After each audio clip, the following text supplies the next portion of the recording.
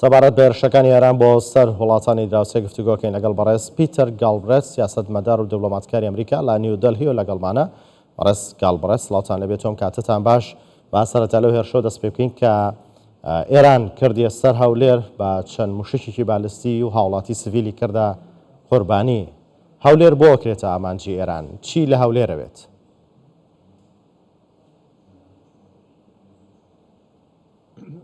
It's very unclear what Iran wants or why it did it. I mean, this was a gross violation of ئەمە پێشێلکاریەکی زەقی یاسانێ و دەوڵەتیەکانە و ئەمە هێرشە بۆ سەر وڵاتێکی دۆست و دراوسێ کە عێراقە و بەهۆی هێرشەکانیەوە پێشێلکاریەکانیەوە بزنسمانێکی دیاری کوردی شەهید کردووە و لە ماڵەکەی تاخۆ مامەڵەکەی خۆیدا بووە، هاوڕێی خۆی لەگەڵ بووە، خێزان و کەسوکاری خۆی لەگەڵ بووە. ئەوەی کە ئێران دەیکا بەڕاستی بە ئاشکرا و توێتی کە دەیەوێت چی بکە، بەڵام ئەمە بنکەی موساد نەبووە بەڕاستی و ئێران خۆشی دەزانێت کە ئەمە ڕاست نییە. بەڵێ ساڵی ڕابردووەم ساڵیش ئێران سەرمایه‌دارانی هەرێمی کوردستان و هەولێری کردە ئامانج. بۆ سەرمایه‌داران دەیەوێت سەقامگیری هەرێمی کوردستان تێکدا دەیەوێت پێشکەوتنەکانی هەولێر و هەرێمی کوردستان ڕابگرێتیان بۆچی؟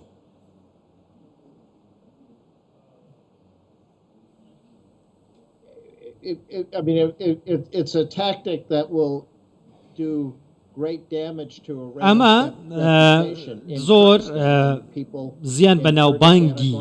ئێرانەگەیەنێ. ئێستا خەڵکی هەموو کوردستان ڕقیان لە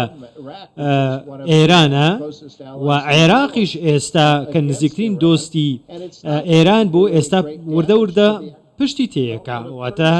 وای لێ دەکا کە هەموو جیهان ڕقی لە ئێران بێ، ئێران پەراوێز بخرێت.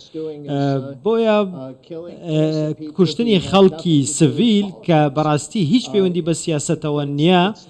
ئەمە تووڕەیی بە دوای خۆیدا دەهێنێ و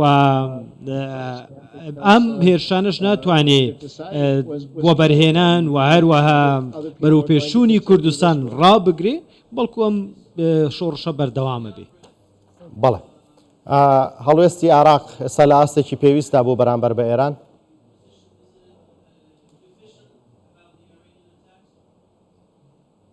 Well, they've some Iranian charge. هەندێکیان پەیامی توندیان دەنارد و هەندێکیان دەیانوت کە دەبێ باڵۆزخانەکەی دابخرێ، بەڵام ئێستا دەبێ هەرێمی کوردستان فشار بخاتە سەر عێراق بۆی کە هاڵوێستی تونتر بەرامبەر بە ئێران وەربگرێ. ئیتر ئێستا سەرەی هەرێمی کوردستانە بۆی کە گوشار بخاتە سەر عێراق و وڵاتانی دیکەش، چونکە هیچ پاساوێک هەڵ ناگرێ لە ڕێگەی موشکەوە تۆ خەڵکی سڤیل لە ناو ماڵی خۆیدا کە هیچ پەیوەندیەکی بە سیاسەتەوە نەبووە شەهید بکەی. و لە پاکستانیش هێرشی کردووە، لەوێش منداڵی کوشتووە لە ڕێگەی هێرشی موشکیەوە کە کردوێتە سەر بەلوچستان. بەڵێ ئەمڕۆ وەکو هەڵوێستێک هەم سەرۆکوەزیرانی هەرێمی کوردستان هەم سەرۆکوەزیرانی عێراق ڕەتیان کردەوە لەگەڵ وەزیری دەرەوەی ئێران کۆ ببنەوە. هەڵوێستە تا چەند گرنگ بووە؟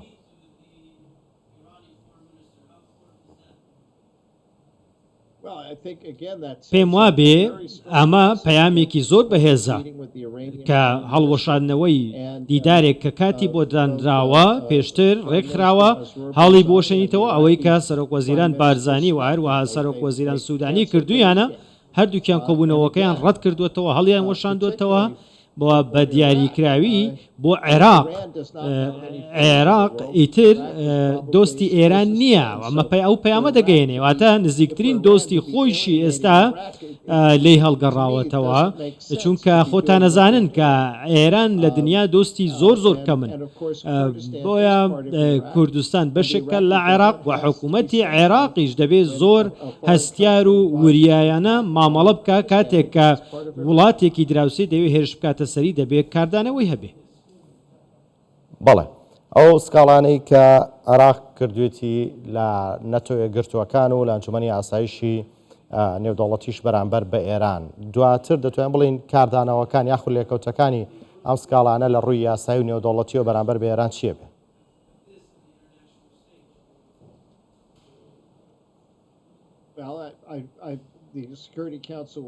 ئەنجومەنی ئاسایش بە دڵنیاییەوە قسەی لەسەرەکە ئەجا نازانم بە کردار هیچ شتێکی ئەبێ یان نە ناتوانم بەوە بڵێم بەڵام دەزانم کە ئەنجومەنی ئاسایشیش دابش بووە نمونە شەڕی ئۆکرانیا و لەوانەیە بۆ ئەم کردوانەی ئێران هیچ کەس پاڵپشتی لە ئێران نەکا جیاواز بێ وەک لەوەی لە با بڵین ئۆکرانیا چونکە لێرە خەڵکێکی سڤیل و بزنسمانێکی کردووەتە ئامانج کە هیچ جارێکی دیکە دەیڵێمەوە کە هیچ چالاکیەکی دژی ئێران نەکردووە هیچ چالاکیەکی لەگەڵ ئیسرائیل نەبووە هیچ پەیوەندی بە سیاسەتەوە نەبووە واتە ئەمە شتێک نەبووە بڵێ با بڵێن بە نەزانی بووە بەڵکو زۆر بەوردی و بە مەبەست بووە ئەوەی کە ئێران دەیەوێ بیکە لەسەر ئاستی نێودەوڵەتی بەڕاستی زەحمەتە بەڵام ئەمە شتێکە کێشەی ناوخۆیی ئێرانە و دەیەوێت کێشەکە بگوازێتەوە بۆ ناوچەکە و خەڵکی با بڵێن ئەوانەی کە تووڕەن لە ناوخۆ و پێیان وایە ئاسایشی با بڵێن هێز ئەمنیەکانی کرمان فەشێلیان هێناوە لەوەی کە ڕێگری لەو کردەوە بکەن دەیەوێ بەم شێوەیە تۆڵە بکاتەوە و تووڕەیی و شکستەکانی خۆی بنێرێتە دەرەوەی وڵاتەکە چونکە ئەوەی هەموو کەس دەزانێت کە داعش بوو تەقینەوەکانی بەڵێ بۆ بەنجام گەیشتنی سکاڵاکان تا چەند پێویستی بە بەدەداچوونی بەردەوام و پێویستی بە لۆبیکردن هەیە چ لەلایەن عێراق چ لەلایەن هەرێمی کوردستانیشەوە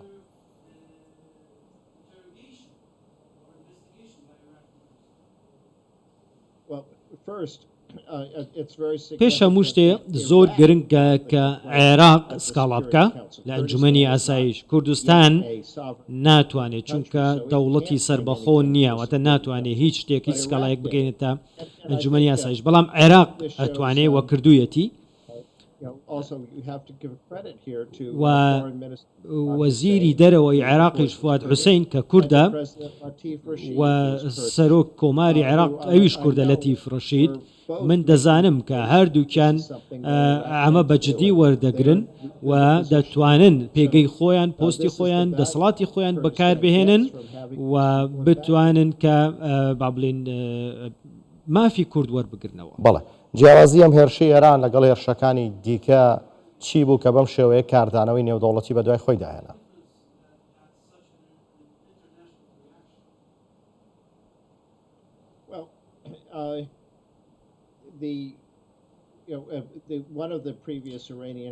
یەکێک لەو هێرشانەی کە پێشتر کردیە سەر کۆیە ئێران ئەنجامیدا کە کە پارتە ئۆپۆزیسیۆنەکان پارتە کوردی ئۆپۆزیسیەکانی ئێرانی کردە ئامانج بە دڵنیاییەوە ئەمەش پێشێلی یاسانی و دەوڵەتەکان و سەروەری عێراق بوو بەڵام تا ڕادەیەک ئەکرێ ئێران پاساو بهێنێتەوە بۆ ئەوانە بەڵام ئەم هێرشە هیچ پاساوێک هەڵناگرێ چونکە ئەم کەسە سیاسی نەبووە هیچ شتێکی لەگەڵ ئێران نەبووە لە هیچ جوڵانەوەیەک نەبووە دژی ئێران و هیچ پەیوەندێکی لەگەڵ ئیسرائیل و غەزە نەبووە بزنسمانێکی سربەخۆ بووە و ئەمە زۆر زۆر فەرقە ئەمە زۆر جیاوازە لە هێرشەکانی دیکە ئەمە کردەوەیە کە بەڕاستی زیاتر کاردانەوەی بەدوای خۆی داهێناوە و یەکێک لەو قوربانیانە منداڵێکی دەمانگە ئەمە تاوانێکی زۆر زۆر قێزەونە بەڵێ ئێران بەم هێرشکردنەی بۆ سەر هەولێر دەڵێت ئێمە تۆڵەی کوژرانی بەرپرسانی باڵای سەربازی خۆیان لە سووریا کردوێتەوە وەروەها تۆڵەی تەقینەوەکەی کرمانیان کردووە کە داعش لە ئەستۆی گرتووە تۆڵەی ئەو کردوانەی بەرامبەر بە ئێران کراوە بۆ هەرێمی کوردستان بۆ تۆڵە لەوانە ناکاتەوە کازانی چیە بوون چی بەرامبەر کردوون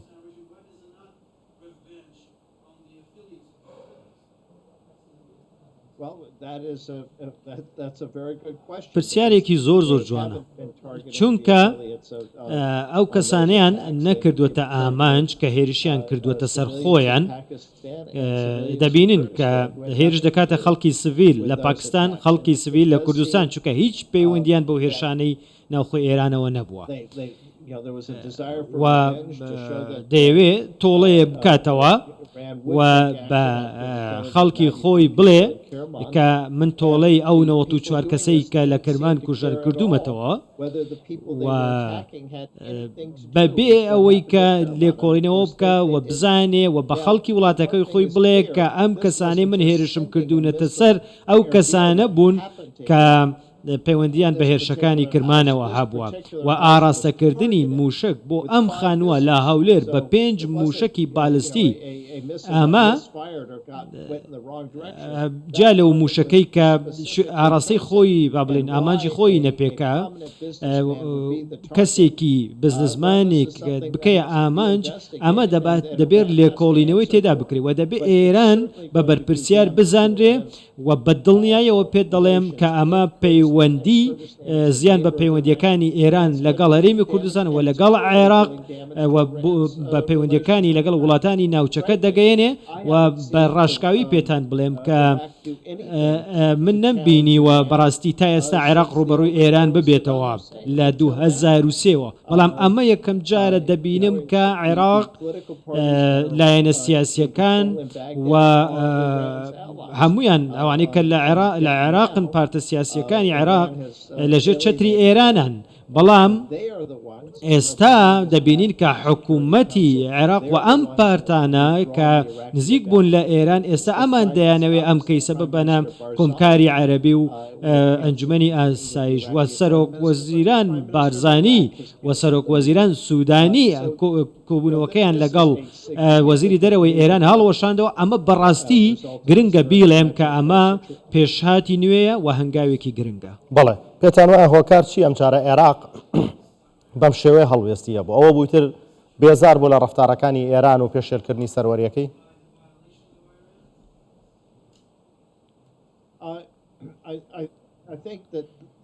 پێم وابێ سروشتی هێرشەکە زۆر ڕاشکا و ڕوون و بەڕاستی هیچ لێڵەیەکی تێدا نییە و ئەمە شتێکە کە هیچ کەسێک ناتوانێت چاوی خۆی لە بەرامبەرە دابخە و دەبێ ئەوەش بڵین کە عێراق ڕێگەی داوە کە تورکیا زۆر هێرش بکاتە سەر خاکەکەی لە دهۆک لە محافەزەی دهۆک مەبەستم و هێرشی دیکەش هەبوون کە بەڕاستی ڕێگریان لێ نەکراوە و ئێستا کاتی ئەوەیە ئیتر عێراق لاپەڕەیەکی نوێ هەڵداتەوە و بەڕاشکاوی بە ئێرانیەکان بڵێ دەبێ بەرپرسیارەتی دەرەنجامەکانی ئەم کردەوەیان بگرنە ئەستوو. بەڵێ پێتان وایە ئێران بۆ بیر لەوە ناکاتەوە کە هەرێمی کوردستان لە نێو چوارچەوەی عێراقدا دراوسەی ئێرانە تێکچوونی سەقامگیریەکەی لە بەرژەوەندی ئەو نابێت.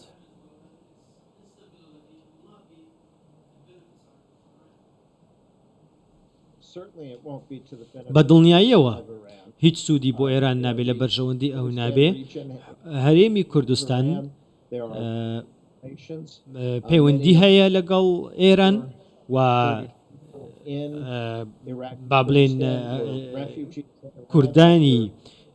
هەرێمی کوردستان لە دوای با بڵێن لە 75 ئاوارە بوون چوونە ئێران و پەیوەندیەکی کۆمەڵایەتی باش هەیە لە نێوان با بڵێن ئێران و هەرێمی کوردستان ڕۆژهەڵاتی کوردستان و باشووری کوردستان کە بە دڵنیاییەوە ئەم جۆرە هێرشانە هیچ لە بەرژەوەندی ئێران نییە و من پێم وایە ئێران هەڵسەنگاندنی هەڵەی کردووە و عێراق و ئەوەی کە مەبەستمەوەیە بڵێم هەڵسەنگاندنی هەڵەکەی ئەوە بووە کە دەبینین بۆ یەکەم جارەکە عێراق لەگەڵ هەرێمی کوردستان لە بەرەیەکن دژی ئێران و گرنگی بە هێرشەکانی سەر هەرێمی کوردستان دەدەن و پێیان وایە کە ئەمە با بڵێن پێشێلێکی زەقی سەروەری خاکەکەیەتی پێشتر چەندین جار هێرش کراوە بەڵام عێراق بەم شێوەیە وەڵامی نەداوەتەوە. بەڵێ بەڕێز پیتەر گاڵبرێت سیاسەتمەدار و دیپلۆماتکاری ئەمریکا لە نیودەلهی و لەگەڵماندا بووی. سوپاس بۆ کاتێ بێمەتاندا.